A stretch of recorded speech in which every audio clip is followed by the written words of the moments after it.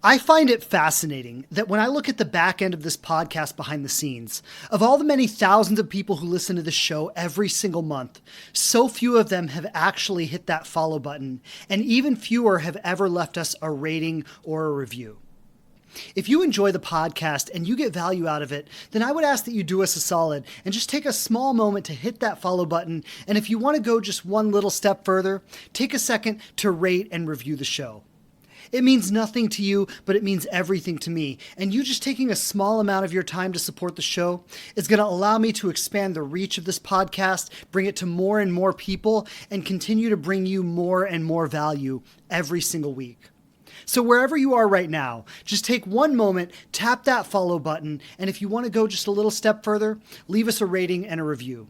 Thank you so much for listening in and supporting the show. Thank you for being here today, and let's dive in. Hey everybody, welcome to the Conscious Love Show. Whether you are single, you are in a relationship, or you're healing a broken heart, this show is here to inspire you, to remind you how beautiful, lovable, and amazing you truly are, and to give you the practical tools and insights to navigate from wherever you are right now to the loving relationship that you so deeply want to have. My name is Shane Kohler. I'm a certified transformational coach and trainer with over a decade experience helping people release their trauma and open their hearts to love. I've delivered seminars all over the world, coached thousands of people through my online platforms and programs, and every week I'm coming straight to you with the hottest insights and the best teachers around, bringing you powerful resources and profound conversations to heal your relationship with love, dating, and yourself. I'm so grateful you're here, and if it's your first time, welcome. You can count on me to always show up for you with my very best and a commitment to learn and grow myself so I can serve you to my maximum ability.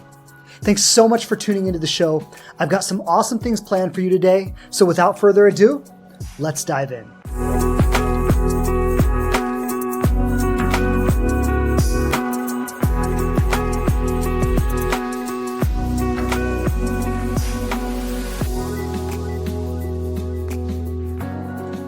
All right. Hello, everybody. Hello. Welcome back to another episode of the Conscious Love Show podcast. Shane Kohler on with you today.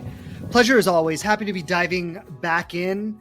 Today we're talking about if he's pulling away, do you reach out or is that chasing? And this is perhaps one of the most powerful conversations we're ever going to have on this podcast. If you're dating specifically if you're a woman and you're dating men, although I think this could apply to just about anybody, but we're going to address it through that lens today. And if you're dating, this is a skill that I'm going to teach you today that is really going to turn people's heads. This is the kind of thing that's going to make people go, oh my God, where have you been my whole life? I've been waiting for someone that I could meet and that I could relate with on this level. We're going to completely turn the whole game playing, strategy, power play, maintaining the upper hand. We're going to turn that whole thing on its head today because frankly, it's pathetic. And, you know, it's funny. It's funny I start out saying that that's pathetic because so many people think that the opposite is pathetic, right? I was just saying this. I was chatting with people on Instagram before we got started here today that, you know, so many people think that it's pathetic to have needs, that it's pathetic to have interest, that if you want it more than someone else wants it, that somehow makes you low value, that somehow makes you needy or desperate or pathetic, and that strength is in being needless. Strength is in playing it cool. Strength is like somehow we believe it's strong and it's powerful to go against all your natural inclinations, to subordinate all your wants, all your dreams, all your desires, to pretend like they don't exist, to completely abandon yourself and be completely inauthentic and engage in some kind of weird power struggle and maintaining the upper hand. And like, that's pathetic if you ask me. So let's just start there. The inability to be honest about what you want, the inability to own your desires, the inability to name them, the inability to ask for it, having so much shame around who you are and what you want that you have to completely disown yourself and hide behind some kind of manipulative game playing, thinking that you can trick someone into loving you. rather than vulnerably speaking your truth and knowing that you are worthy enough to speak your truth and have someone honor that, have someone appreciate that, have someone love you for that. And I want to name this too, because yes, there is an objective reality that when you go around naming your truth, not everybody's ready for it. Not everybody is able to meet you on that level. Some people, and I'll name this, men, a lot of times, not all men, but some men have intimacy issues. Some men are intimacy avoidant. Some men get insecure with deep emotion. Some men don't know how to hold that. And so if you're a woman and you're dating men, there's a cultural narrative that says you should play it cool, you should be easygoing, you should not need too much, you should not express your interest because he's going to receive that as pressure, and on and on and on. And you all know the narrative. I don't need to go into exquisite detail about it. You know the narrative, you've lived it. And what I want to say for the ladies that are playing into this social narrative is that when you do that, you are adjusting yourself to the lowest common denominator of men. You are reducing your truth, your power, your authenticity to pander to the lowest common denominator of what the masculine has to offer. And if you ask me, that's weakness. That's weakness. I'm going to disown myself. I'm going to disown my truth. I'm going to carry shame around my needs and desires to try to impress the lowest common denominator of man. If we're talking about what's pathetic, that's pathetic. And I say that with a lot of love and a lot of respect and also a lot of honesty.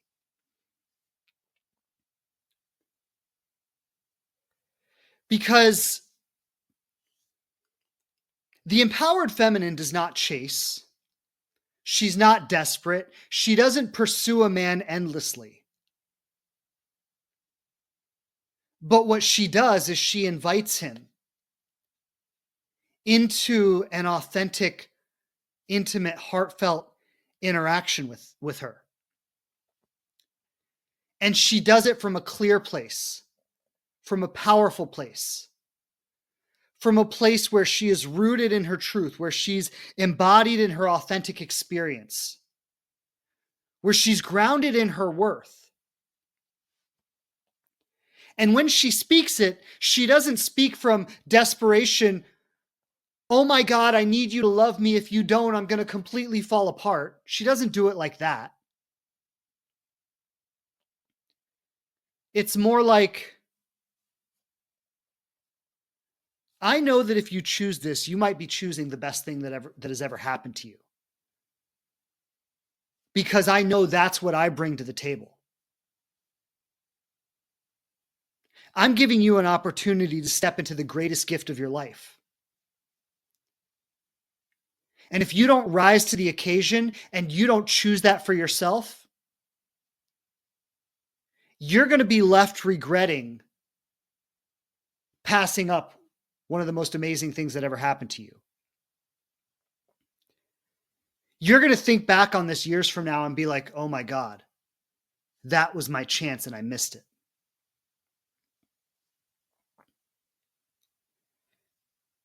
And today I'm going to talk about how you show up as that woman. Not the one who's, oh my God, please love me. I don't think I can survive if you don't.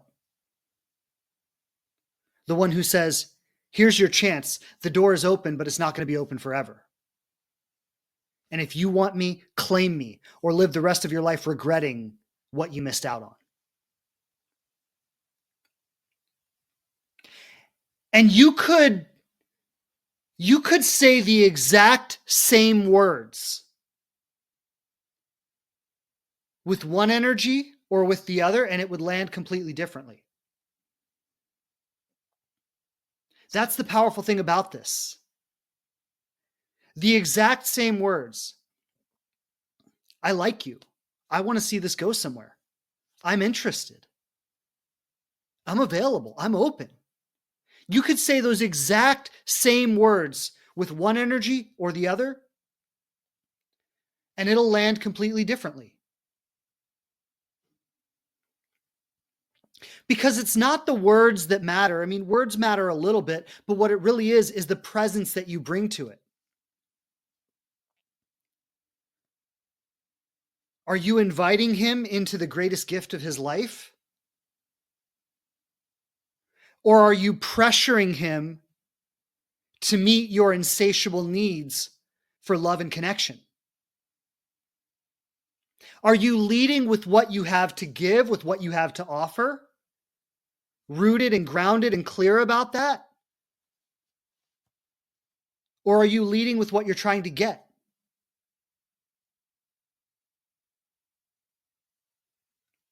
One is going to create the experience where he says, I better rise to the occasion or I'm going to miss the boat. The other feels suffocating. And you might be saying the exact same words. So this is the first thing I want to name in today's session.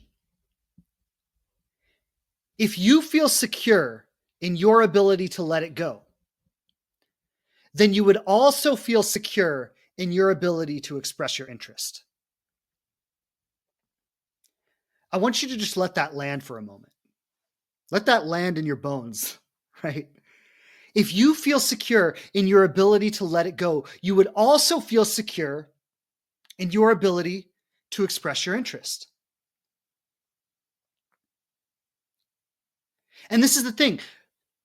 There's this societal narrative that says expressing interest is desperate. No, desperation is desperate. I want everyone to get that. Expressing interest is not desperate. Desperation is desperate. And if you express interest from desperation, you're going to feel desperate about it. It's going to be received as desperate. You're going to lose that person's respect. They're not going to recognize you as a high value partner. And so what changes desperation? Like, what makes you not desperate? It's feeling secure in your ability to let it go.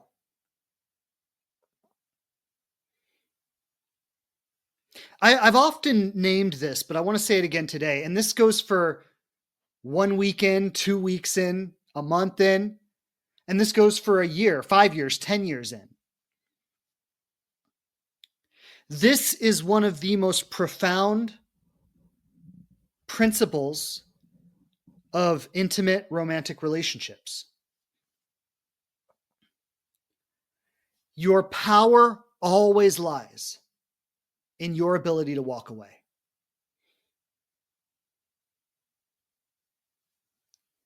Your power always lies in your ability to walk away. And this goes for the man, this goes for the woman, this is on both sides. The unspoken agreement in any relationship is that there's something of value here, and if it's not being cherished and honored, you're going to lose it.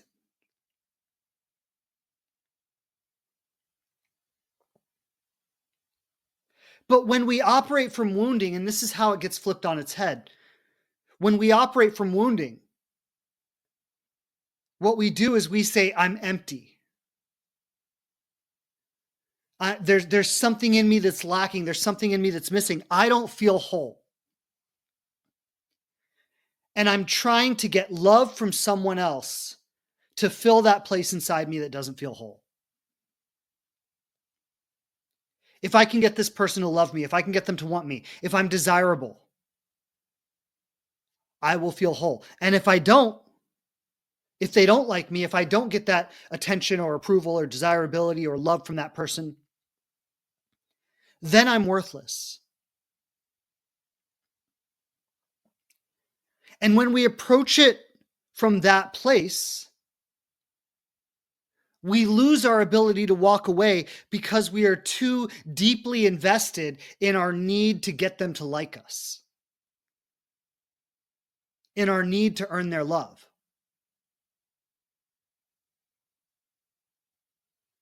And so, yes, this starts with feeling whole within yourself.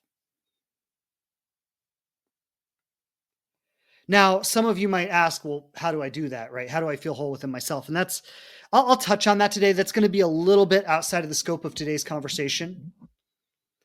But if you know that's something that you struggle with chronically, if you know that that's something you're always questioning about yourself, what I want to say is that's what my inspired love journey is. It's 8 weeks where you're guided through the practical steps of becoming whole within yourself. But that's not really what I'm talking about today.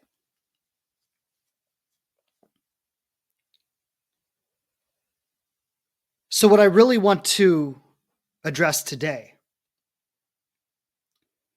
is how you express interest from power, how you invite true intimacy without diminishing yourself, without devaluing yourself, how you invite a truly authentic connection with a man in a way that he wants to step into it, in a way that it feels like a breath of fresh air to his soul rather than suffocation.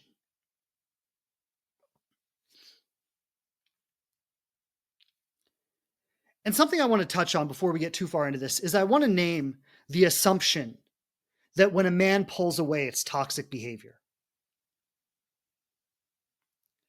Right? I put up a post on Instagram about this recently, and it's just really interesting to see the comments.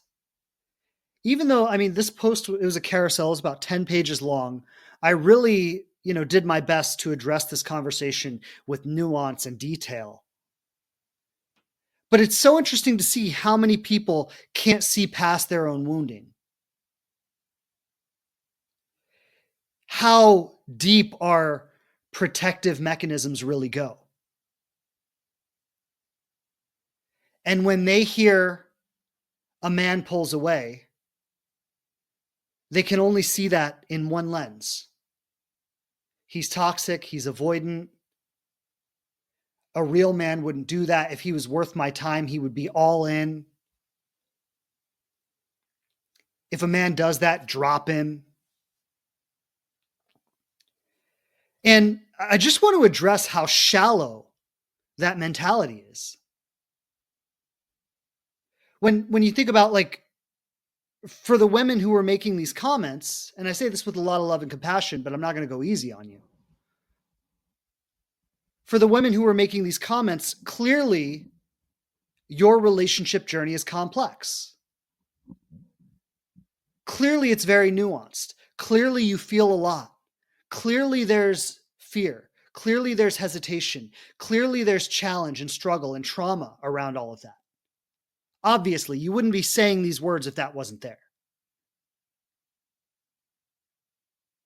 And I want to point out how shallow the assumption is when you know for a fact that your relational journey is nuanced and complex, and it's not black and white, and it's not straightforward, and there's feeling a lot of different things.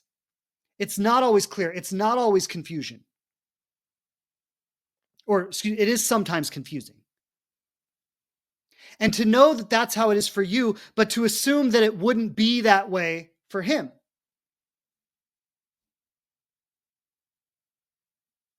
To immediately label any hesitation, any resistance as toxic, as avoidant.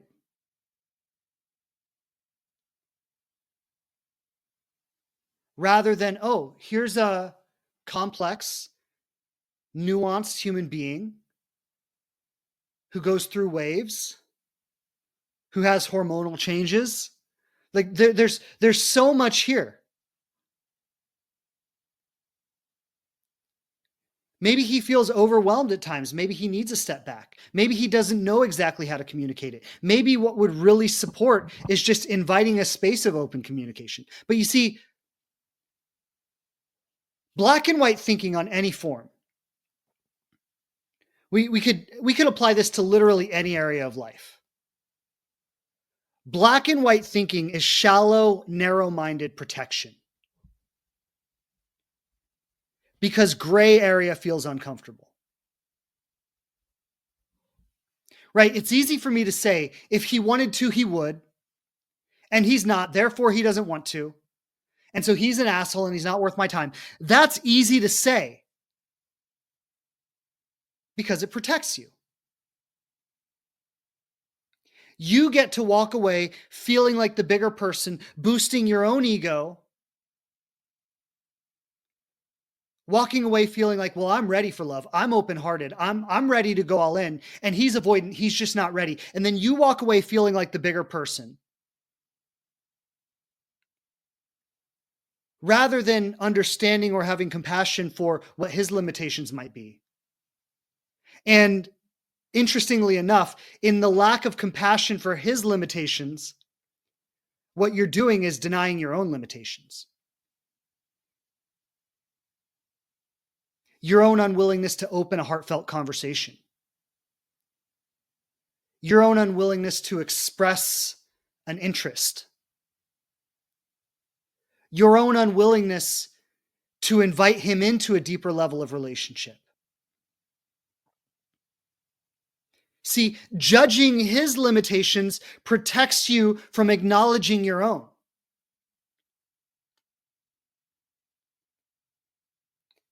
And then we wind up in this culture of women are open-hearted, loving beings. Men are avoidant assholes. All the men out there are jerks. There are no good men. Which isn't true, but it's a societal narrative that comes out of our trauma. Now, I want to be clear. I'm not saying that men are angels and women are not. I'm saying all human beings, whether you're a man, whether you're a woman, whether you're anything else, all human beings are deeply complex, and most human beings are also deeply wounded.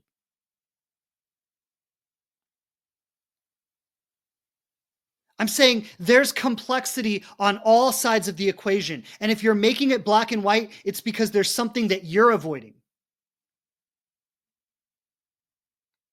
And if I'm going to be very direct about this, if you're a woman who's maybe more anxiously oriented and you're attracting a lot of avoidant men, which seems to be a very common trend, rather than judging the men that you attract, I would invite you to ask yourself, what is their avoidance mirroring in me? What am I avoiding that's showing up in a pattern of attracting avoidant people?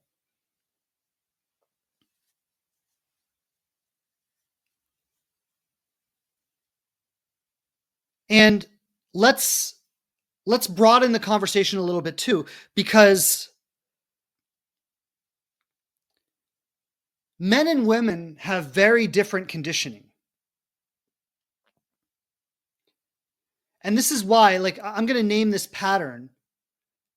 Men tend to be characterized as more avoidant. Women tend to be characterized as more anxious. That doesn't mean that there are never anxious men. It doesn't mean that there are never avoidant women.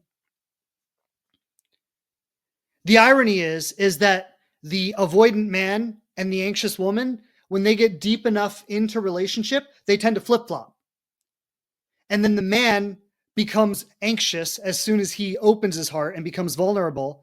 And as soon as the woman risks being deeply seen, she flips and starts to be protective. That happens a lot too. And of course, there are exceptions to every rule. I'm not saying this is true for every single person, but I'm naming patterns because there's power in observing patterns. And so, what are these patterns about? Well, men from a young age, from being a young boy, are conditioned for emotional withdrawal.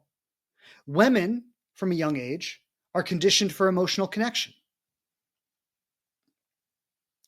I've often said this. I've said it many times on the podcast. If you listen, then you probably heard me say this before. But little boys are given guns to play with. Little girls are given Barbies.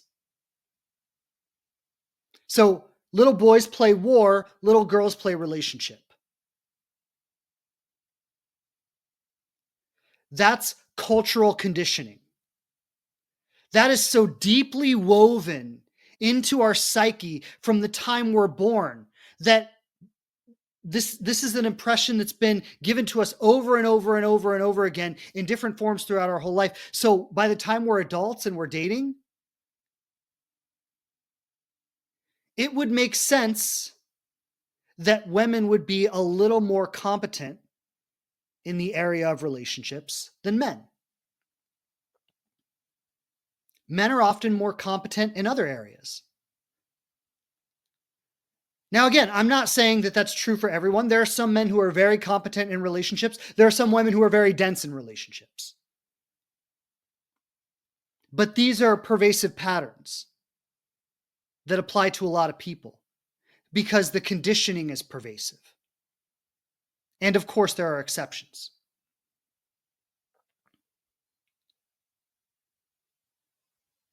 So when a man pulls away, right, and there's a dynamic that's very common where there will be a hot connection, maybe 2 or 3 or 4 great dates or several weeks or a couple of months of really connecting.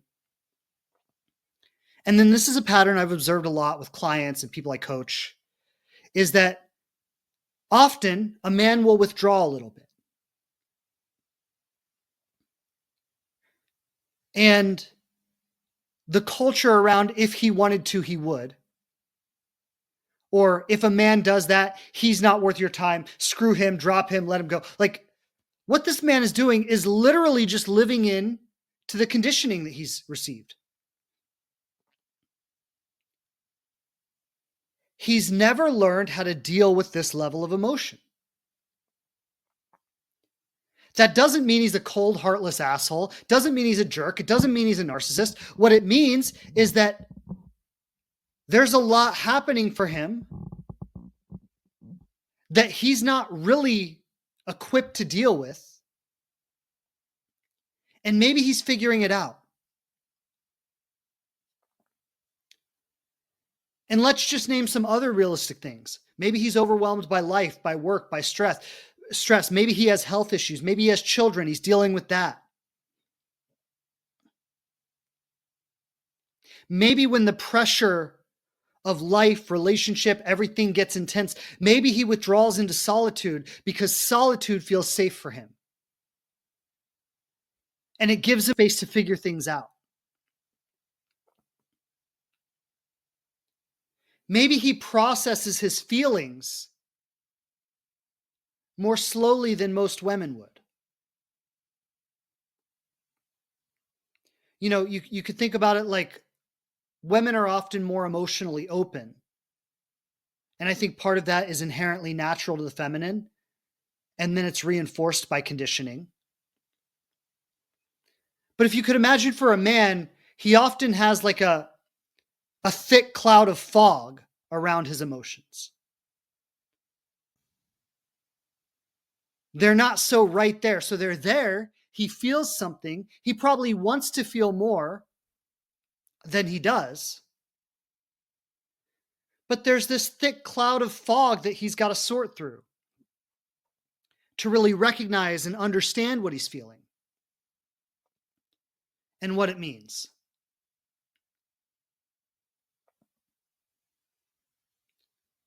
A woman will often want to talk it out. Talk it out with her friends, talk it out with her therapist, talk it out with him. And women have been socialized and conditioned to do that. Men, on the other hand, have been socialized and conditioned to hold it in, to be strong, to be stoic, to figure it out on his own. And so, where she wants to talk it out, he wants to sit with it and figure it out. He doesn't externalize it until he feels safe in it. She will externalize it in order to feel safe in it. He internalizes it and only lets it out once he feels like he has some control or some understanding with it.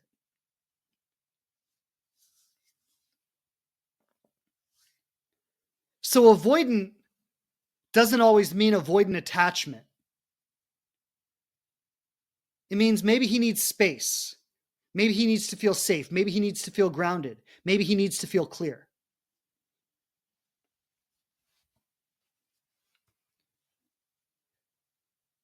And if you relate to this, then I'm going to invite a challenging question for those who are more anxiously oriented.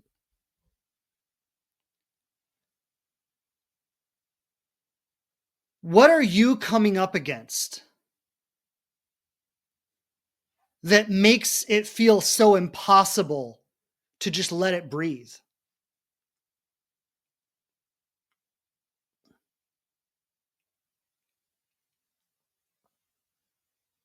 What is happening in your body that is so unbearable that you can't just give it some space? And I want to name this too, because there's a big narrative out there on Instagram or the coaches in the dating world, right? There's a big narrative out there that says you should match someone's energy. If they're stepping in, you step in. If they're stepping out, you step out. And I don't think you got to be a rocket scientist to see how reactive that is, how disempowered that is, how pathetic that is. Don't match someone else's energy. Be rooted in your own. So like the matching energy conversation, what it's really saying is be disconnected from your truth, be disconnected from your authenticity, and adjust your behavior to match what someone else is doing.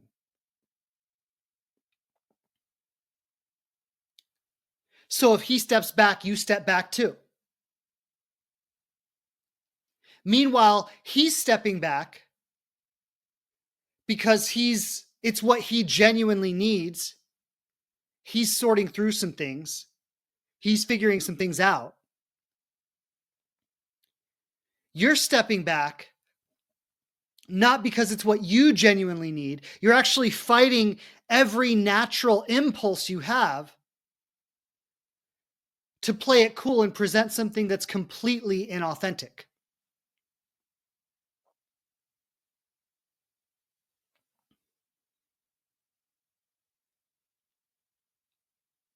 Do you see how imbalanced that is?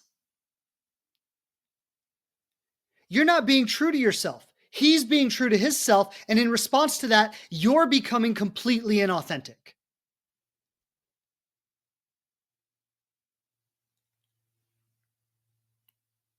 So let's talk about that. Let's talk about this false empowerment of silence.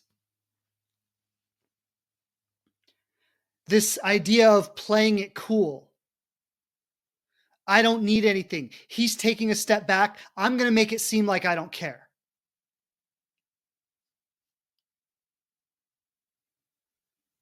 And that performance, it's not helping things. It's costing real intimacy. It's costing the ability to be seen. And so here's the thing. I say don't match his energy. Be rooted in your own. So you speak your truth. You tell him how that distance makes you feel. You ask for what you would like to see instead. But here's the thing. You don't speak your truth to change him, to make him be different. You do it to honor yourself. I want to go back to something I said at the beginning. If you felt secure in your ability to walk away, you would also feel secure in your ability to express interest.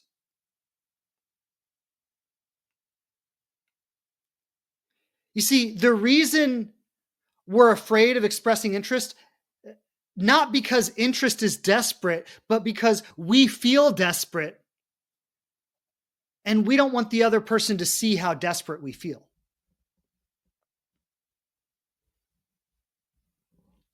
we don't want to be revealed in that.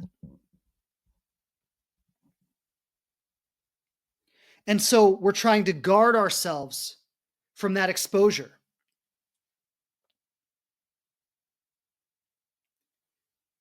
This is maybe the counterintuitive part about it, is owning that is secure. Owning that makes you feel more secure in it. Avoiding it just perpetuates the feelings of insecurity.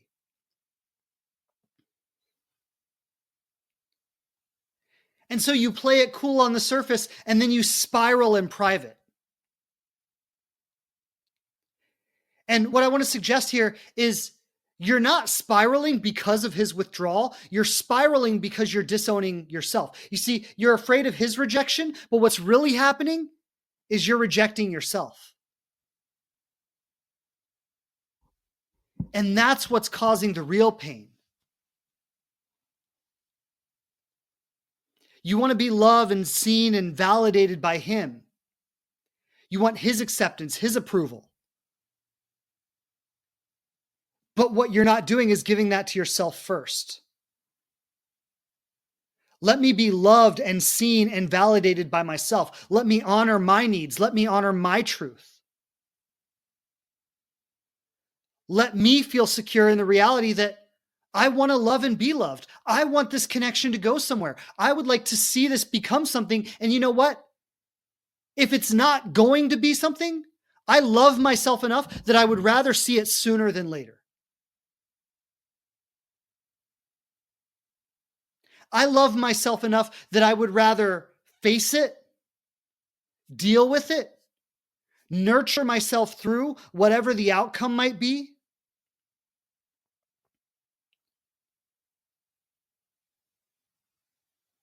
and walk away feeling empowered in myself, whether they said yes or whether they said no.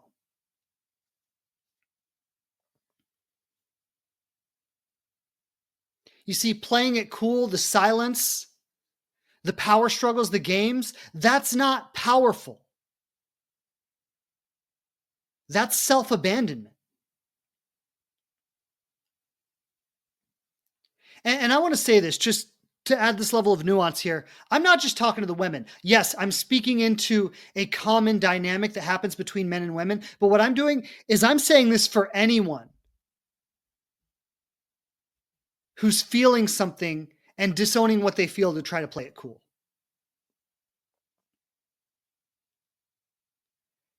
And I want to say this just so you hear that I'm not talking at you, but I'm speaking from lived experience.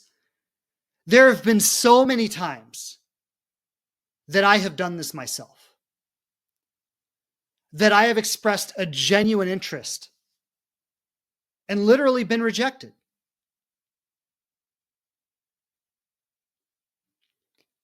And what I learned from that myself was that rejection isn't painful as long as I'm not rejecting myself. I found that there was freedom in recognizing that if I'm attracted to someone, if I like someone, if I want something to happen, and I name that, I ask for it, I invite that, regardless of whether the other person feels the same way or not, that becomes secondary, because the truth is I am validating that it's okay to feel that way. That there's nothing shameful or wrong or something I need to hide or withhold about that.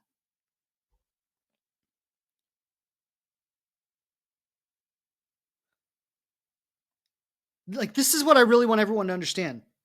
When you try to play it cool to make someone think you're stronger than you are or emotionally more resilient, like when you try to do that, all you're doing is reinforcing the idea that your needs are not valid, that there's something wrong, that there's something shameful, that there's something not okay about you and how you feel and what you want. And that internal battle, that's what causes the pain. It's not the fact that you like someone and they don't like you back. It's not the fact that you got close And then he distanced himself. What it is it's the fact that you are carrying shame around your needs, your desires, and your dreams. You're trying to be something you're not in order to get something you want. Which, let's be honest, that's toxic. That's dishonest. That's manipulative. And all it does is reinforce the feeling that you're not worthy of having what you want.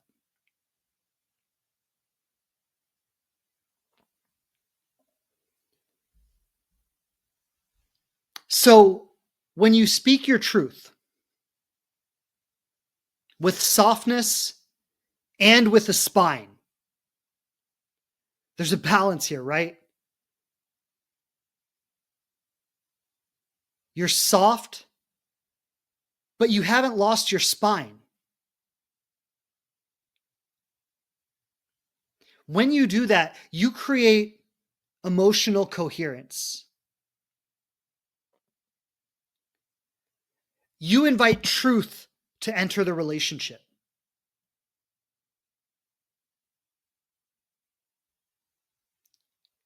And sometimes that truth is,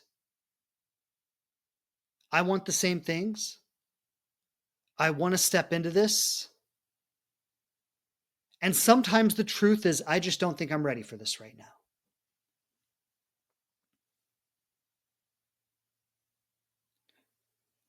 But think about how powerful it is to really courageously face truth, your truth and someone else's.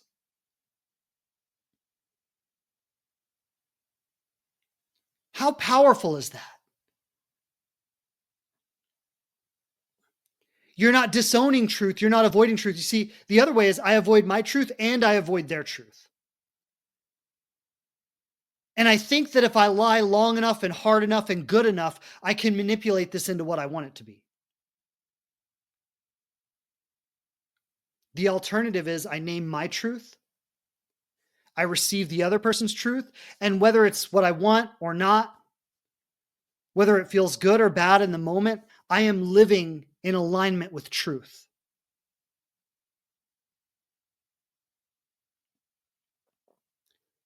That's power.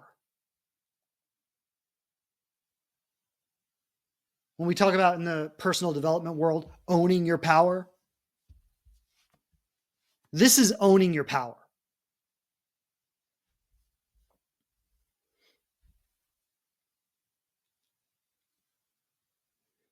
Now, I've touched on this, but I want to circle back to it. You can speak from fear, or you can speak from truth.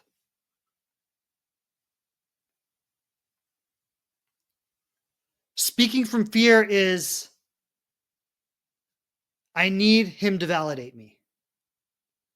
Maybe if I do this, I'll get what I want. I'll make him come closer. If I don't say something, I'm going to lose him. That's chasing.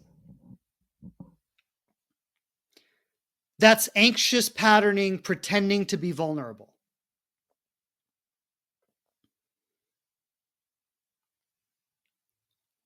I said this earlier. I just want to circle back to it. You can say the exact same words from truth or from fear, and it'll color the whole experience.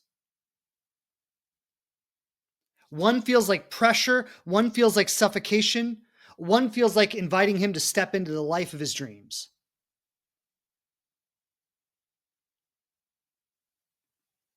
It's not about what you say. It's the energy that you say it with. It's where you are rooted when you say it.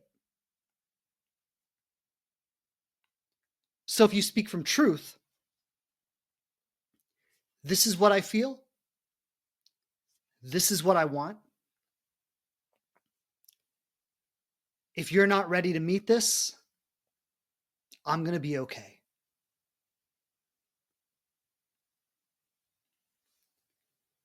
And I'm not saying that you don't feel disappointed, that you don't feel let down, that you don't feel sad. I'm not saying that there's not a loss to grieve there, but I want to invite you to question, at what point did we believe that we need to avoid pain at all costs? At what point did we start to think that we should avoid pain at the expense of honesty?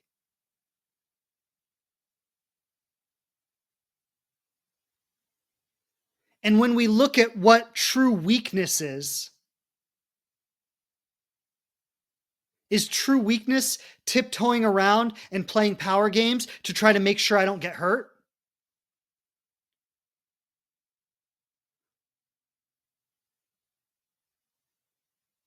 Like, doesn't that sound like weakness? Wouldn't true power be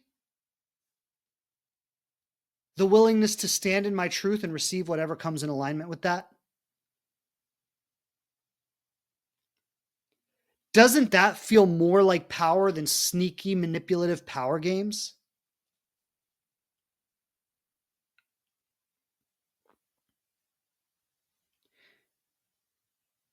You see, there's an energy. There's an energy that invites a man forward. And it's not an energy of ambivalence. It's not an energy of pretending you don't care. It's an energy of being open-hearted, available, interested, but with conditions. This is the anchor in the whole thing. I'm interested. I'm open-hearted. I'm available. I see potential here. I want this. But if you don't claim it, if you don't own it, you're going to lose it.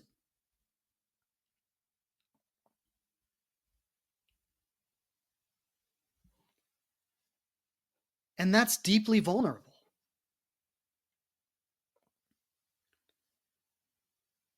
Because yes, the truth is, he may not be ready. The truth is, he may want something different. The truth is, he may have all kinds of blocks and intimacy issues, and he may not be ready to go there.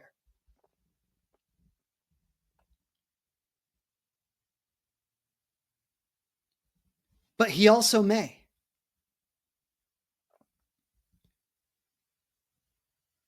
And I said this earlier.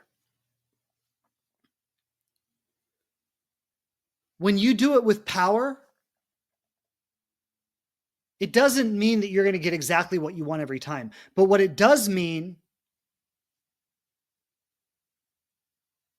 is that if he chooses not to claim this for himself, he's going to walk away with a feeling that, like, wow, I missed out on something amazing. Versus, okay, I just dropped that needy girl. Glad I got that out of my life. And I've often said this, like, there's so much emphasis on maintaining the upper hand, right? I want them to like me more than I like them. I want to make sure I have the position of power. I say give away the upper hand. Give away the upper hand. This is what I feel. This is what I want. I'm not hiding it. I'm not playing games. I'm not pretending. This is where I am. And here's the interesting thing, because there are two kinds of people. When you give away the upper hand, there is someone who's going to acknowledge what you've just done, how beautiful it is, how rare it is, how powerful it is, and they're going to cherish that like a sacred gift. And then there are the people who are going to boost their ego about it. Oh, you gave away the upper hand. Look how pathetic you are. Oh, you gave away the upper hand. Now I have the power and I'm going to pull your strings like a puppet. And this is the part I love the most because this is the part where you turn the whole thing on its head. Okay, I give you the upper hand, but I haven't given you my power. I've been vulnerable. I've been honest.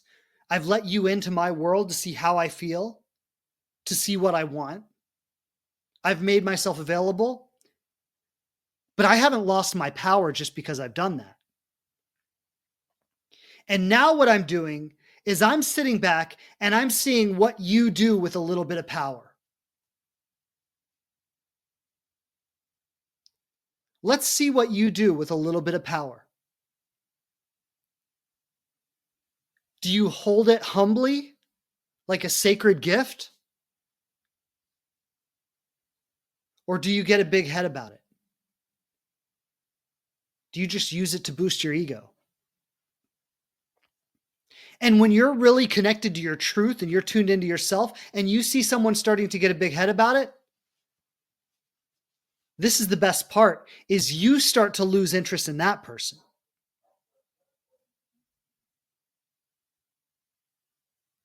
And so that person thought they had the upper hand.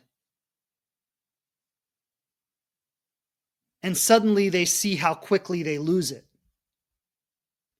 Suddenly they see how quickly they lose you.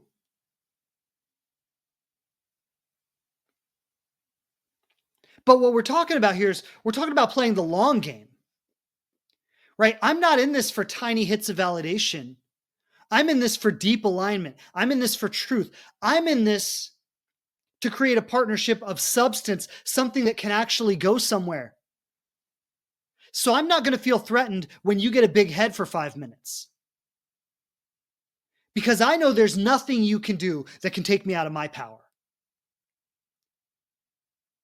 I know there's nothing you can do that can threaten my truth. And because I feel that secure, I can let you have the upper hand.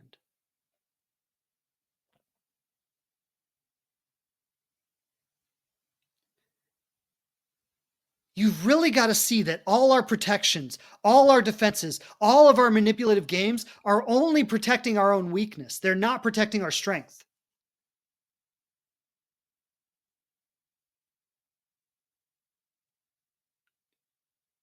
Power doesn't look like that.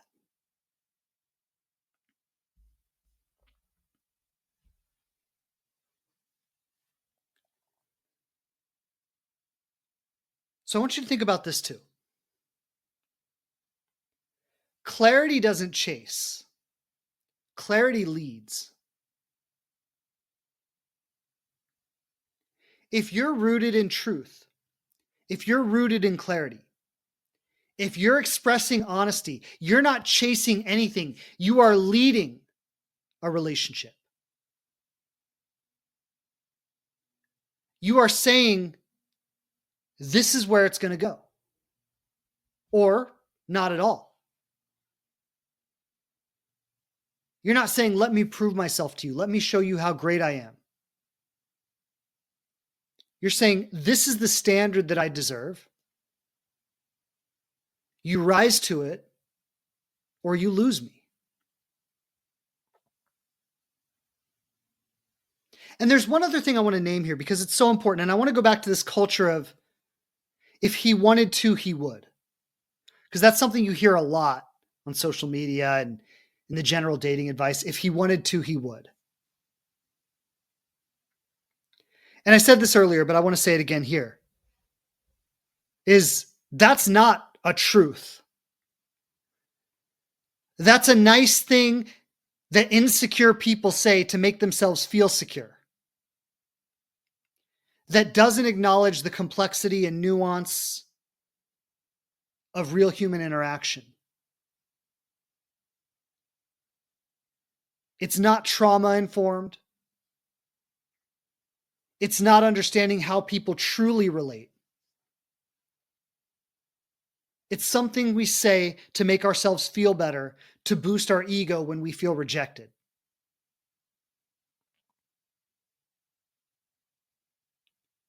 If he wanted to, he would, maybe. Or maybe he wants to and doesn't know how. Maybe he wants to and he's afraid.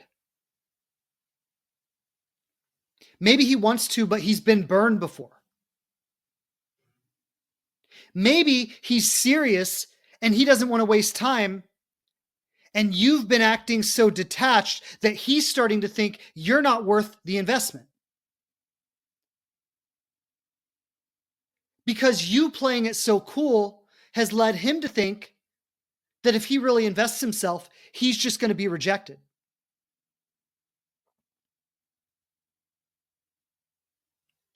And I want everyone to hear this, because I'm not saying the responsibility is totally on the woman, but I'm also saying it's not totally on the man. Relationships are reciprocal.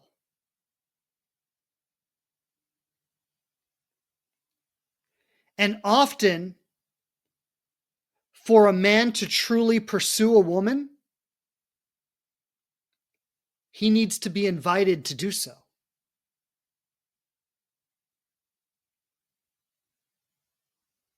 For a man to pursue a woman, he needs to feel that she wants to be pursued.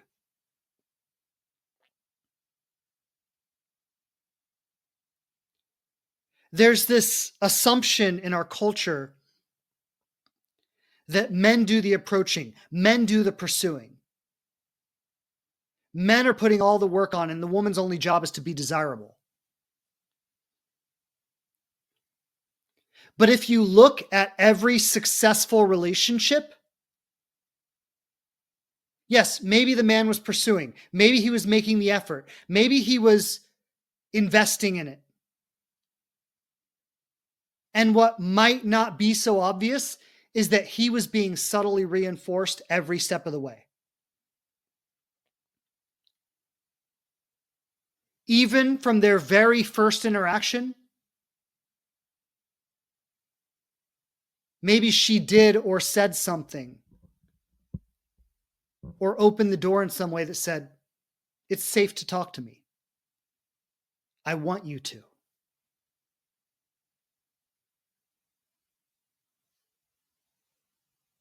A lot of times when a man approaches a woman, he thinks that he's doing it.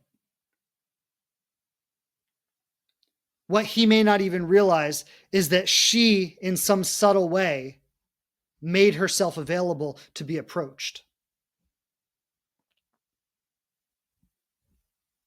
But I want to address this, and this goes for a man or a woman, but when we're in a relationship and we expect someone else to take all the risk, to own all the vulnerability,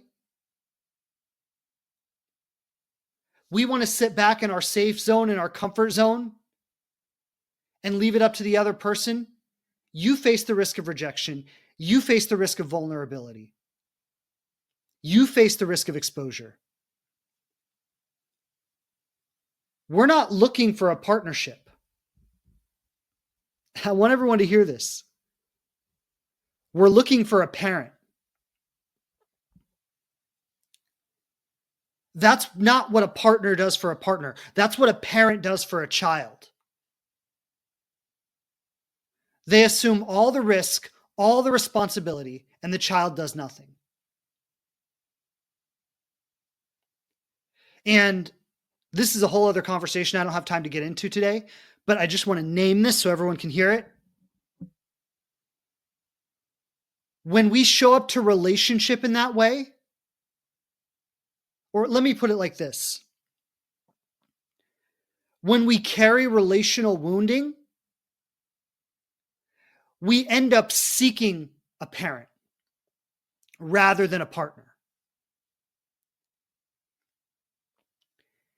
And anytime anyone does anything that makes us feel less than perfectly safe, we call it toxic. We call it avoidant. And I'm just going to say that behavior in and of itself is a little bit toxic and a little bit avoidant.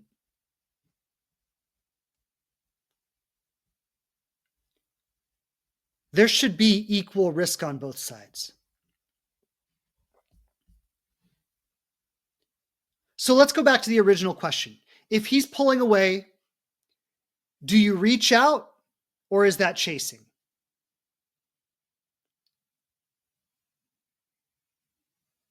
If he's pulling away and your truth is, I like this, I like him, I don't want to lose this, we had a great connection.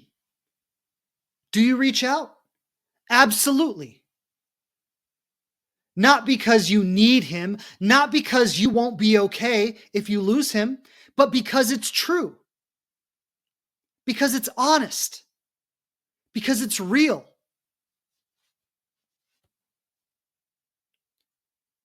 You don't blow up his phone 300 times. You say, hey, I'm feeling some distance. Seems like we were getting on really well. Feels like something changed. Just let me know where you're at. I'd love to see you again. I'd love to pick up where we left off.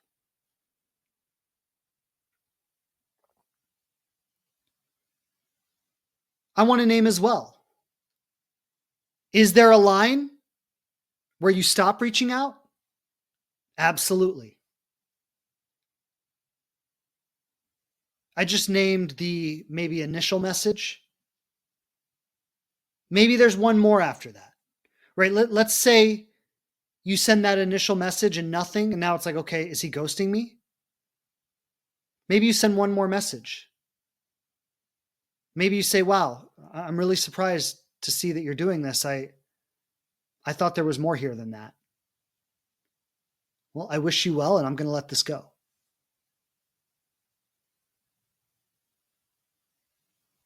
I wouldn't do more than that. You're not chasing, you're not forcing, you're not pushing, you're not pressuring. You're naming your truth. You're being honest, you're being vulnerable. You're letting him know that if he wants to step into it, you're open for it. And you're also holding this space of security within yourself. And this isn't something you even need to say. It's something that he will feel in every single one of your interactions. You don't get the privilege of having me in your life if you don't show up to earn it.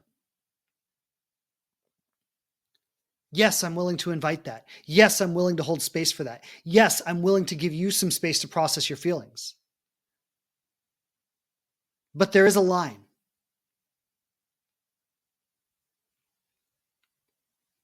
And I can't say exactly where that line is in every nuance of every situation. But I want to go back to where I started. If you feel secure in your ability to let go, you will also feel secure in your ability to express your interest.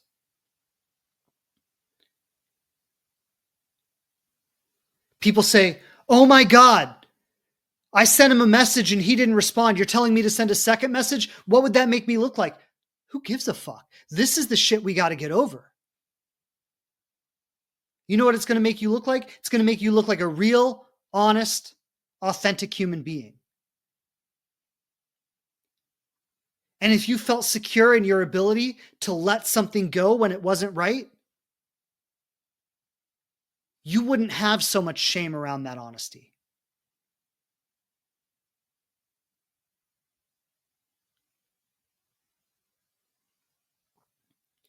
So the moral of the story today is be connected to your truth. Be honest, be authentic, be vulnerable. Say what's real. Don't match the energy you're receiving. Be rooted in your own. Yes, not every single person is going to be ready for that. There are times when you'll do that and you'll be ghosted. There are times when you'll do that and you'll be rejected. But if you're too afraid to do that, you're not going to be the person that you need to be when the connection that's ready for that shows up.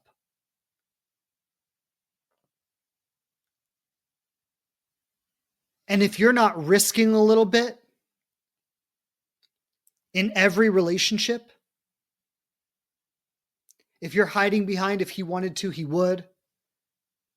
If he distances himself, he's toxic. If you're hiding behind these black and white stories so you don't ever have to feel anything uncomfortable, I'm going to name this. You're not as open-hearted as you think you are. And you're not ready for the kind of love that you say you want.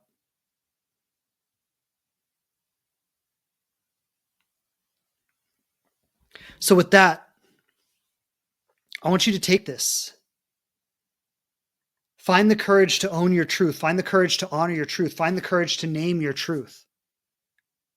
To ask for what you want. Release any shame you're carrying around the desire for love and connection. Release any shame you're carrying around your needs. If you're a living, breathing human being, you have needs, and those needs are valid.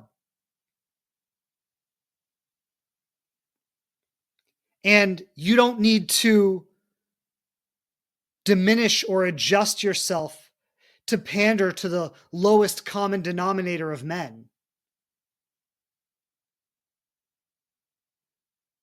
What you want to do is align yourself to call forth the highest possibility of partnership. And that's what this is about. So thank you for being with me today, everybody. Always a pleasure, as I say. Always a pleasure to be on here. Lots of love, lots of blessings, everybody. Thank you for being with me today.